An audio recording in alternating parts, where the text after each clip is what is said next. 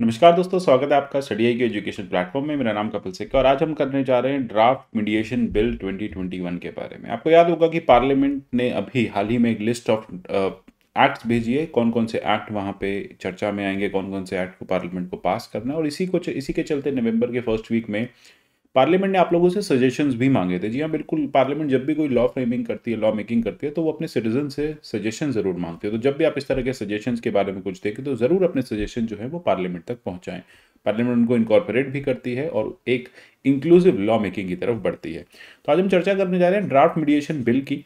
कहा जा रहा है कि भारत का पहला स्टैंड अलोन ये लॉ होगा। यहाँ पे पब्लिक कंसल्टेशन के थ्रू इस लॉ को ड्राफ्ट करने की कोशिश की जा रही है, और जब 29 के बाद पार्लियामेंट जब स्टार्ट करेगी, अपने विंटर सेशन को स्टार्ट करेगी, तो वहाँ इस बिल को चर्चा में लिया जाएगा। और आशा है कि ये बिल पूरी तरह से पास हो जाएगी, क्योंकि बिल अपने आप में काफ़ी अच्छा है और ये इंटरनेशनल स्टैंडर्ड्स पे रखा गया है।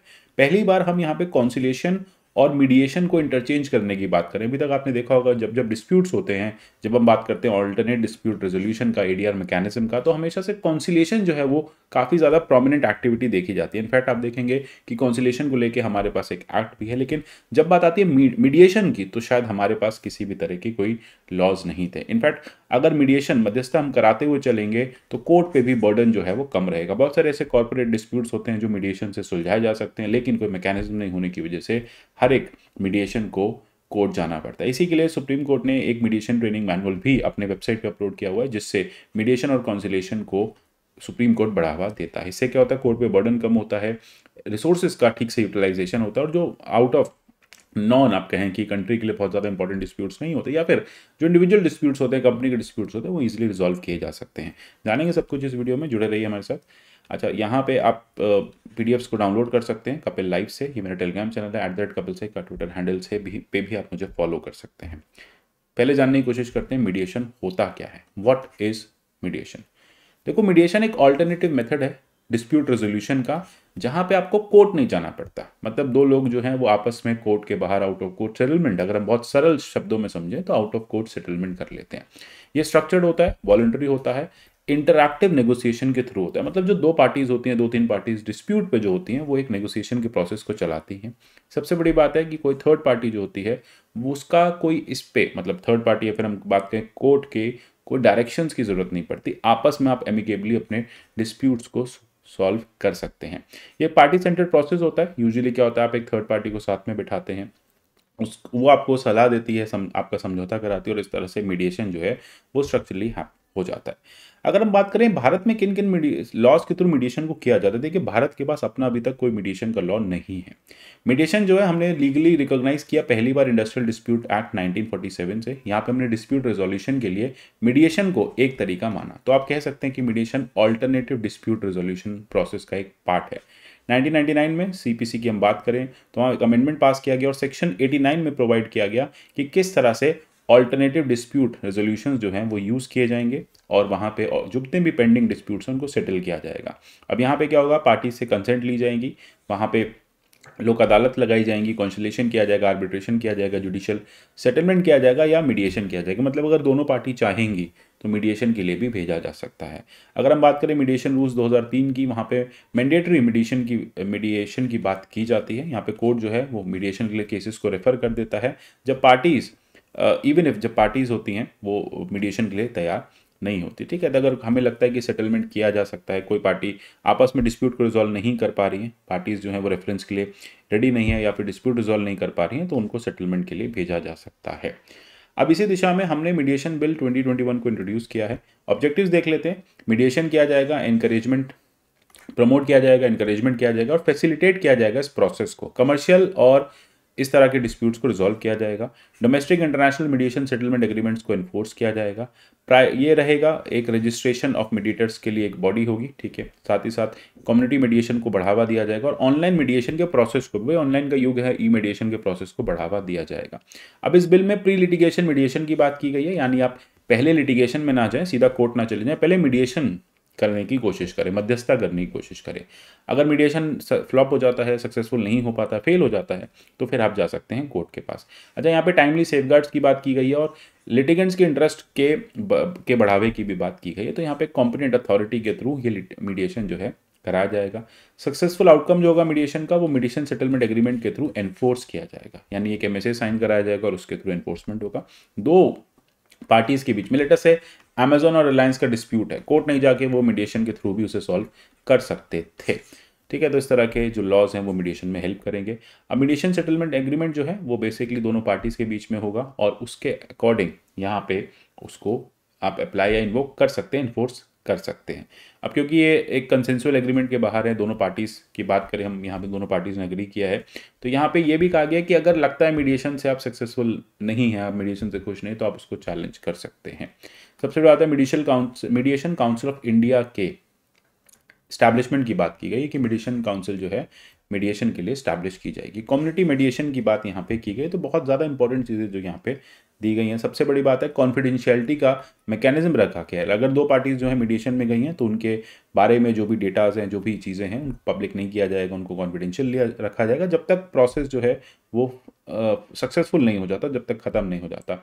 मीडिएशन सेटलमेंट एग्रीमेंट उसको रजिस्टर किया जाएगा स्टेट, डिस्ट्रिक्ट, ताल्लुक लीगल अथॉरिटीज़ के साथ 90 डेज़ के अंदर अंदर, जिससे कि उसको आप एनफोर्स कर सके। ठीक है, तो एनफोर्समेंट प्रोसीजर्स भी यहाँ पे रखे गए हैं।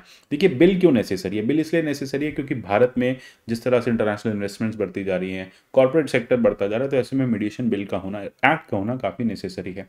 सिंगापुर या मलेशिया ऐसी कंट्रीज देखेंगे, उनके अपने काफ़ी अच्छे इस तरह के एक्ट हैं। तो भारत में पहली बार एक स्टैंड अलोन एक्ट आएगा जो पूरी तरह से मीडिएशन के प्रोसेस को डील करेगा। अब यहाँ पे अभी जितने भी इधर उधर के एक्ट्स हैं, छोटे छोटे एक्ट्स में जहाँ पे बात लिखी है मीडिएशन की, वो सब एक जगह रखा जाएगा। इससे क्या होगा कि एनफोर्समेंट मैकेनिज्म ईजी हो जाएगा। अगर हम ड्राफ्ट बिल की बात करें तो सेक्शन 4 जो है वो बेसिकली बात करता है किस तरह से डिफाइन किया जाए मीडिएशन को। यहाँ पे जो डेफिनेशन है वो सिंगापुर कन्वेंशन से ली गई है। तो यहाँ पे आपको ये भी पता चल गया कि सिंगापुर कन्वेंशन जो है वो मीडिएशन के लिए लाई गई थी, उसे हम United nation convention on international settlement agreements resulting from mediation होगा। ठीक है, जब हम एक इंटरनेशनल स्टैंडर्ड पे मीडिएशन करेंगे ना, तो फॉरेन इन्वेस्टमेंट्स भी हमारे आएंगे। अभी बहुत सारी इन्वेस्टमेंट इसलिए नहीं आती, उनको लगता है कि भारत के लॉस काफ़ी पैरोकियल हैं, हमें वहाँ पे कोई भी डिस्प्यूट हमारा जो है वो रिजॉल्व नहीं हो पाता, हम वहाँ हमारे पैसे वहाँ फंस जाते हैं, तो इसलिए वो इन्वेस्टमेंट्स नहीं लाना चाहते। तो सेक्शन 4 में कहा गया कि मीडिएशन जो है वो प्री लिटिगेशन होगा, ऑनलाइन होगा। ठीक है, कोशिश की जाएगी कि वहाँ पे डिस्प्यूट रेजोल्यूशन को काफ़ी एमिकेबली किया जाए और बहुत ईजिली हो जाए। यहाँ पे कॉन्सिलेशन वर्ड के साथ इसको इंटरचेंज किया जा रहा है। कॉन्सिलेशन यूजुअली लिटिगेशन के बाद होता है, यहाँ पे लिटिगेशन से पहले ही मीडिएशन जो है वो स्टार्ट हो जाएगा। तो यहाँ पे एक चीज़ अच्छी है कि आपको कोर्ट्स नहीं जाना पड़ेगा, कोर्ट कचहरी के चक्कर नहीं काटने पड़ेंगे और मीडिएशन का प्रोसेस जो है वो स्टार्ट हो जाएगा। अगर हम बात करें और कंट्रीज़ में किस तरह के मीडिएशंस यूज़ किए जा रहे हैं, कौन कौन से मीडिएशन के प्रोसेस होते हैं, टाइप्स क्या क्या हैं। फैसिलिटेटिव मीडिएशन है, यहाँ पे फैसिलिटेट किया जाता है, एक प्रोफेशनल होता है, वो दोनों को फैसिलिटेट करता है कि आप दोनों इस पर्टिकुलर पॉइंट पे पहुंचो, आप दोनों अपने बीच के डिस्प्यूट्स को ठीक करो। ठीक है, एनकरेज किया जाता है डिस्प्यूटेंट्स को कि आप दोनों एक दूसरे की बात मानो, थोड़ा जो है एक ऐसा मीडियन पाथ लो जिसमें दोनों को ही बेनिफिट हो। इसके अलावा कोर्ट मैंडेटेड मीडिएशन होता है। कई बार कोर्ट को ऐसा लगता है कि भाई इंटरेस्टेड पार्टीज जो हैं वो अगर स्पीडी और कॉस्ट एफिशिएंट सेटलमेंट करना चाहते हैं तो कोर्ट से बाहर जाके मीडिएशन कर ले। तो कोर्ट जो है वो अटर्नीज के साथ बैठ के बोलता है कि आप मीडिएशन कराइए। तो इससे क्या होता है कि कोर्ट मैंडेटेड मीडिएशन होता है जिसमें कोर्ट पुश करता है मीडिएशन प्रोसेस के लिए। इवैल्यूएटिव मीडिएशन होता है, यहाँ पे इवैल्यूएशन किया जाता है कि क्या क्या ज़रूरत है, क्या क्या सजेशंस दिए जा सकते हैं, क्या ओपिनियंस दिए जा सकते हैं और उसके अकॉर्डिंग जो लिटिगेंट्स होते हैं, जो डिस्प्यूटेंट्स होते हैं, उनकी प्रॉब्लम्स को रिजॉल्व किया जाता है। तो यहाँ पे बेसिकली आप देखते हैं कि ये ऑफन जो है कोर्ट मैंडेटेड में ही यूज़ किया जाता है, जिसमें इवैल्यूएटिव मीडिएटर्स होते हैं जो अटॉर्नीज होते हैं और वो डिस्प्यूट को रिजॉल्व करने की कोशिश करते हैं, वो अपने एरिया एक्सपर्ट्स होते हैं। फिर एक ट्रांसफॉर्मेटिव मीडिएशन होता है जहाँ पे मीडिएटर जो है फोकस करते हैं एम्पावरिंग डिस्प्यूटेंट्स, मतलब डिस्प्यूटेंट्स को एम्पावर करने की कोशिश करते हैं जिससे कि वो अपने कन्फ्लिक्ट को रिजॉल्व करें और आगे बढ़ें। फिर मीडिएशन आर्बिट्रेशन का एक प्रोसेस होता है, एक हाइब्रिड प्रोसेस होता है जिसमें पहले मीडिएशन फिर आर्बिट्रेशन की चीज़ों को देखा जाता है। तो पहले कोशिश करते हैं कि आप मीडिएशन करें, नहीं हो पाता तो फिर आर्बिट्रेशन की तरफ जाते हैं। तो इससे क्या होता है, इससे एक जो इम्पास होता है वो जल्दी रिजॉल्व होने की कोशिश की जाती है। ठीक है, तो दोनों पार्टीज़ को लगता है कि अगर मीडिएशन से बात नहीं हो रही है तो वो जल्दी से आर्बिट्रेशन पे शिफ्ट हो सकते हैं। आर्बिट्रेटर का यहाँ पे रोल ही यही होता है कि इस तरह के डिस्प्यूट्स को रिजॉल्व करें। इसी का जस्ट ऑपोजिट होता है आर्बिट्रेशन मीडिएशन। आर्बिट्रेशन से मामला सॉल्व नहीं हो रहा तो उनको कोर्ट के बाहर ले जाओ और उनको मीडिएट करने की कोशिश करो, डिस्प्यूट उनका रिजॉल्व करने की कोशिश करो। अच्छा, अब जो हमारे इस एक्ट में बात की गई है वो ई मीडिएशन को भी बढ़ावा देने की बात की जा रही है। रिकॉग्निशन मिल रहा है ई मीडिएशन को। ठीक है, ई मीडिएशन मतलब इलेक्ट्रॉनिक मैकेनिज्म से मीडिएशन के प्रोसेस को ऑनलाइन डिस्प्यूट रेजोल्यूशन को किया जाएगा। आज की टेक्नोलॉजी वाली एज है, zoom calls, video calls available हैं, तो इससे क्या होगा कि पार्टीज़ लिटिगेंट्स को काफ़ी ज़्यादा ट्रैवल नहीं करना पड़ेगा, एक कोई कॉमन प्लेस नहीं होगी मीडिएशन की। एक थर्ड पार्टी अटॉर्नी को आप अपॉइंट करके मीडिएशन जो है वो दुरुस्त वे में ई टेक्नोलॉजी के थ्रू कर सकते हैं।